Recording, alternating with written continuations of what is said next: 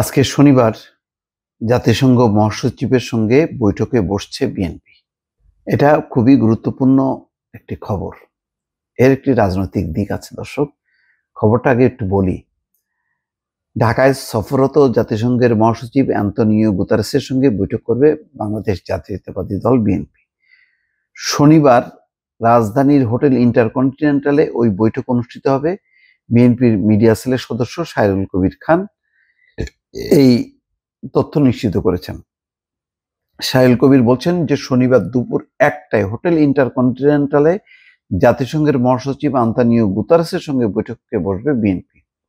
দলের মহাসচিব মির্জা ফখরুল ইসলাম আলমগীর সহ বিএনপির প্রতিনিধিরা ওই বৈঠকে অংশ নেবেন।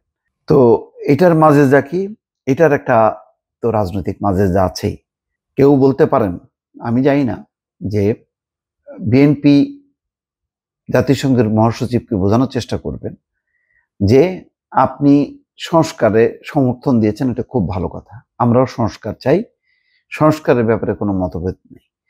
তারপরে জাতিসংঘের যে মানবাধিকার বিষয়ক হাইকমিশন গণহত্যার যে রিপোর্ট দিয়েছে সেটাকে ধন্যবাদ জানাবেন এবং বলবেন যে সেই রিপোর্টের আলোকে বাংলাদেশে ইতিমধ্যে বিচারও হচ্ছে।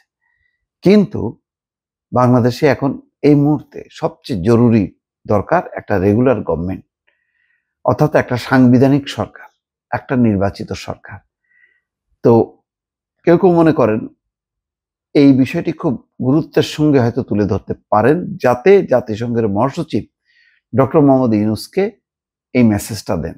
তিনি যেহেতু 4 দিনের সফরে আছেন, সুতরাং তিনি যাতে ডক্টর ইউনূসকে বোঝান যে একটা রেগুলার গভর্নমেন্ট না থাকলে সরকার, বর্তমান সরকার বিপদে পড়তে পারে। রাজনৈতিক যে পরিস্থিতি, সেই অরাজক পরিস্থিতির মধ্যে একটা সুযোগ নেওয়ার চেষ্টা করতে পারে পতিত সরকার। আর জাতিসংঘের মহাসচিব যেহেতু তারা সারা বিশ্বে গণতন্ত্র, মানবাধিকার, নির্বাচিত সরকার এগুলোর উপরে তারা জোর দেয়, সুতরাং বিএনপি হয়তো আশা করছে যে তারা তাদের মেসেজটা ঠিক মতন পৌঁছায় দিতে পারবে বা বুঝাতে পারবে আন্তোনিও গুতারেসের কাছে, জাতিসংঘের মহাসচিবের কাছে। এবং মহাসচিব যদি কনভিন্স হন, তাহলে তিনি যদি ডক্টর মোহাম্মদ ইউনূসকে বলেন যে প্রধান যে দল বাংলাদেশের এই মুহূর্তে, যেহেতু শেখ হাসিনার দল আওয়ামী লীগের অস্তিত্ব নেই এবং এটার আর কবে আসবে তারও কোনো ঠিক নেই, তো এবং অংশগ্রহণমূলক নির্বাচনও যেহেতু চায় পশ্চিমারা, সুতরাং সবার অংশগ্রহণে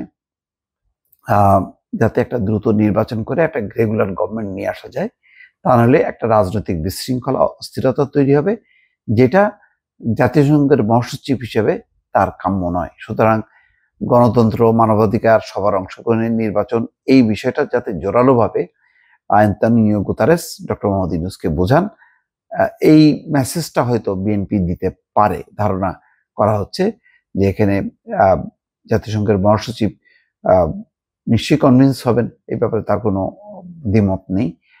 এবং সেই সাথে নির্বাচন, সংস্কার, বিচার এবং তার সাথে যাতে নির্বাচনকে যুক্ত করে বর্তমান সরকার এগোয়, সেই বার্তাটা হয়তো তুলে ধরবেন জাতিসংঘ মহাসচিবের কাছে। দর্শক, ভালো থাকবেন। আল্লাহ হাফেজ।